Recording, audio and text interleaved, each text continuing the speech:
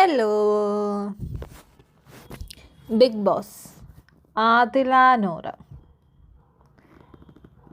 ഇന്നലെ റിയാസിൻ്റെ ഒരു വീഡിയോ ഞാൻ ഇട്ടിട്ടുണ്ടായിരുന്നു. അതിൽ ഞാൻ പറഞ്ഞൊരു കാര്യമുണ്ട്, നിങ്ങളുടെയൊക്കെ സ്വഭാവം കൊണ്ടാണ് ആൾക്കാർ നിങ്ങളെ ഉൾക്കൊള്ളാത്തതെന്നുള്ളത്. ഇപ്പോൾ ആദിലയുടെയും നൂറയുടെയും കാര്യത്തിലും ഇങ്ങനെ തന്നെയാണ് നടക്കുന്നത്. വന്ന സമയത്ത് ആദിലയും നൂറയും എല്ലാവരും ഉൾക്കൊണ്ടത് ബിഗ് ബോസിൻ്റെ ഹൗസിൽ അവരുടെ പെരുമാറ്റ രീതിയെ വെച്ചിട്ട് തന്നെയായിരുന്നു. എന്നാൽ ഇപ്പോൾ ആദിലയുടെ സ്വഭാവം അത് ആദില പോലും അറിയാതെ പുറത്തോട്ട് വരുന്നുണ്ട്. ഇനി അറിഞ്ഞിട്ടാണോ അറിയാതാണോ വാട്ടവർ, അതെന്തായാലും പുറത്ത് വരുന്നുണ്ട്.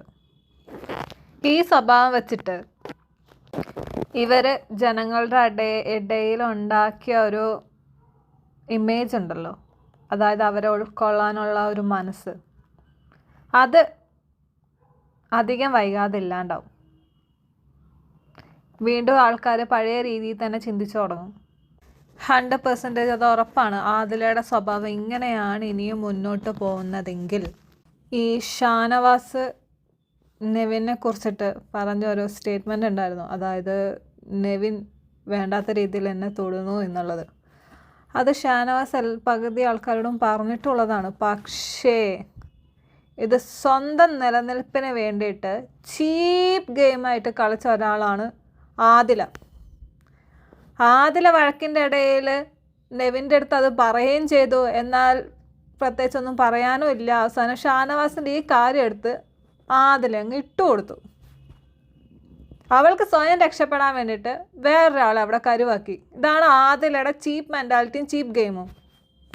ഇന്ന് ആദിലയുടെ ഡബിൾ സ്റ്റാൻഡ് സ്വഭാവം വ്യക്തമായിട്ട് പുറത്ത് വന്നിട്ടുണ്ട്. അത് ബിന്നി അനുമോളും കൂടെ പൊളിച്ചടുക്കി അവളുടെ ആ സ്വഭാവം കാണിച്ചു കൊടുത്തിട്ടുണ്ട്. അത്രയ്ക്കൊരു വിശന്നോ, ബിന്നീനെയാണ് എല്ലാവരും കൂടെ വിശന്നും കുത്തിത്തിരിപ്പും എന്നൊക്കെ പറഞ്ഞുകൊണ്ടിരുന്നത്. അതല്ല ഇവിടെ ശരിക്കും ഉള്ളത്. ആദില ഇവളെയൊക്കെ സപ്പോർട്ട് ചെയ്തതിന് ഇപ്പം എനിക്ക് എന്നോട് തന്നെ ഒരുമാതിരി വേണ്ടായിരുന്നു എന്നുള്ളൊരു മൈൻഡ് സെറ്റ് വന്നു തുടങ്ങിയിട്ടുണ്ട് ഈ ഒരു സ്വഭാവം വെച്ചിട്ട്. അപ്പോൾ പിന്നെ ബാക്കിയുള്ള ആൾക്കാരുടെ അവസ്ഥയൊന്നും ആലോചിച്ച് നോക്ക്. ഇതുപോലെയുള്ള ആൾക്കാരുടെ സ്വഭാവം കൊണ്ടാണ് നമ്മൾ ബാക്കിയുള്ള ആൾക്കാരെ കൂടെ വെറുത്തു പോകുന്നത്.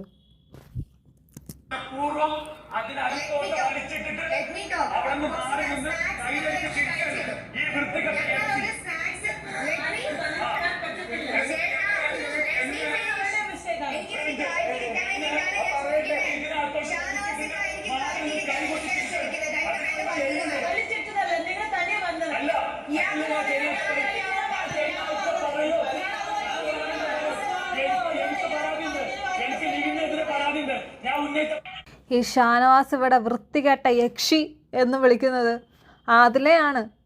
അവളുടെ സ്വഭാവം അങ്ങനെയാണ്.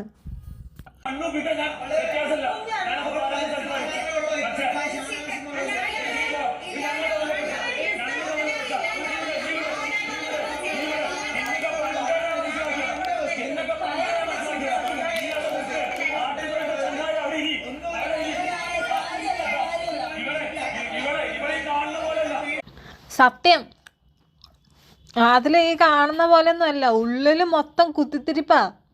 ഇത്രയും ദിവസം ആൾക്കാർ സപ്പോർട്ട് ചെയ്ത് നിന്നിട്ട് ഇപ്പം മോഹൻലാൽ വന്നിട്ട് അന്ന് പറഞ്ഞില്ലായിരുന്നു ആൾക്കാർക്ക് സപ്പോർട്ടുണ്ട്, അവൾ ഉൾക്കൊണ്ട് തുടങ്ങിയിട്ടുണ്ടെന്നുള്ള.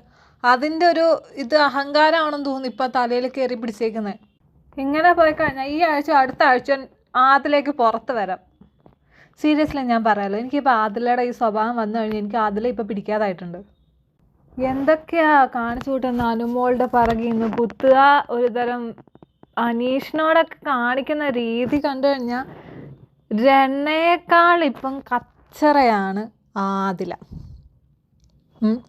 രണയാണ് ഇത്രയും നാളും എല്ലാവരും ഇറിറ്റേഷൻ ചക്ക തേങ്ങാന്ന് പറഞ്ഞുകൊണ്ടിരുന്നേക്കുന്നത്. അതിനേക്കാളും കച്ചറ സ്വഭാവമാണ് ഇപ്പം ആദില അതിൻ്റെ അകത്ത് കാണിച്ചുകൊണ്ടിരിക്കുന്നത്. അത്രയേ എനിക്ക് പറയാനുള്ളൂ. ശരി എന്നാൽ ടാറ്റ.